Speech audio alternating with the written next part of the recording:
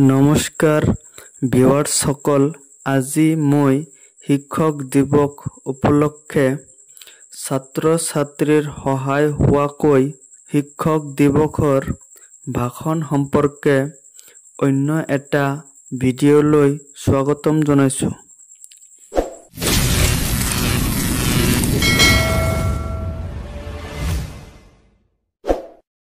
নমস্কাৰ সন্মানীয়, আজিৰ এই শিক্ষক দিৱসত উপস্থিত হোৱা সন্মানীয় সভাপতি মহোদয়, মঞ্চত উপবিষ্ট এইখন বিদ্যালয়ৰ প্ৰধান অধ্যক্ষ মহোদয়, লগতে মঞ্চত উপবিষ্ট শ্ৰদ্ধাৰ শিক্ষক শিক্ষয়িত্ৰীসকল, মঞ্চত উপবিষ্ট আমন্ত্ৰিত অতিথিসকল, লগতে মোৰ সন্মুখত বহি থকা মোৰ বন্ধু বান্ধৱী তথা দাদা বাইদেউ আৰু মোৰ সৰু ভাইটি ভণ্টিসকল, পোনপ্ৰথমে মই সকলো ছাত্ৰ ছাত্ৰীৰ ফালৰ পৰা সকলো শিক্ষাগুৰুসকলক শিক্ষক দিৱসৰ আন্তৰিক শুভেচ্ছা জ্ঞাপন কৰিলোঁ আৰু আজিৰ দিনটোত মোক দুএষাৰ ক'বলৈ সুযোগ প্ৰদান কৰাৰ বাবে সভাপতি মহোদয়ক ধন্যবাদ জ্ঞাপন কৰিছোঁ। লগতে যদি কিবা ভুল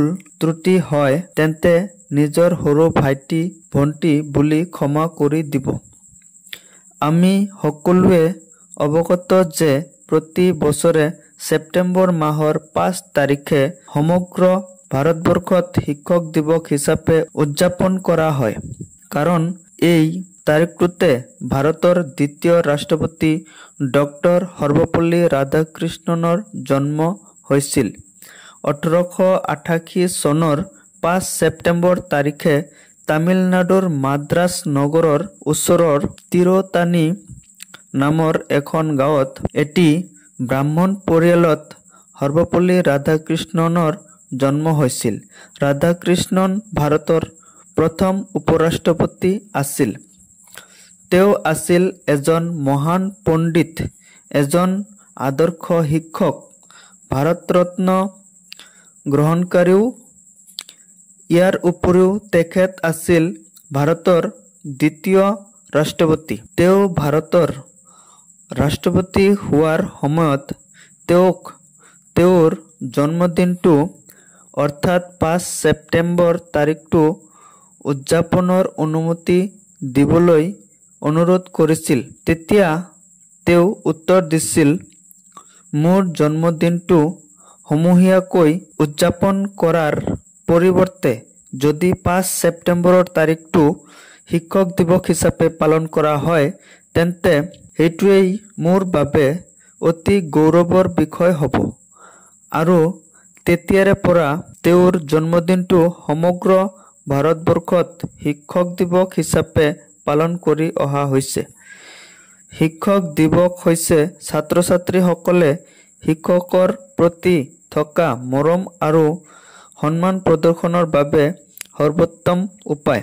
আমি সকলোৱে আমাৰ শ্ৰদ্ধাৰ শিক্ষক শিক্ষয়িত্ৰীসকলক শ্ৰদ্ধা সন্মান কৰোঁ যদিও শিক্ষক দিৱসৰ দিনা সেয়া আমি মুক্তভাৱে প্ৰকাশ কৰিব পাৰোঁ। শিক্ষক হ'ল এটা মমবাতিৰ নিচিনা, যিয়ে নিজে জ্বলি আনক পোহৰ দিয়ে। শিক্ষকসকল আমাৰ জীৱনৰ পথ প্ৰদৰ্শক।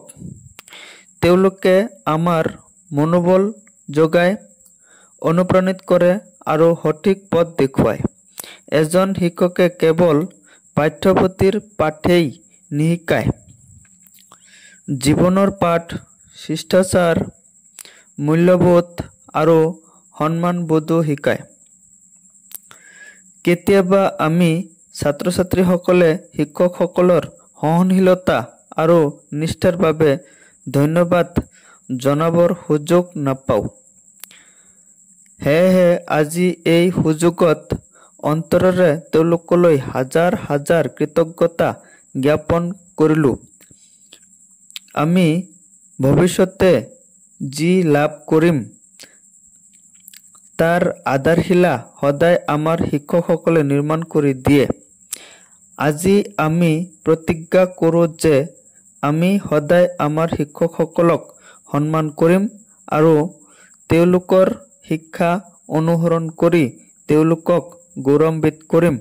শেষত আমাৰ সকলো শিক্ষাগুৰুসকললৈ আকৌ এবাৰ শিক্ষক দিৱসৰ আন্তৰিক শুভেচ্ছা জ্ঞাপনেৰে মই মোৰ চমু বক্তব্য সামৰণি মাৰিলোঁ। ধন্যবাদ।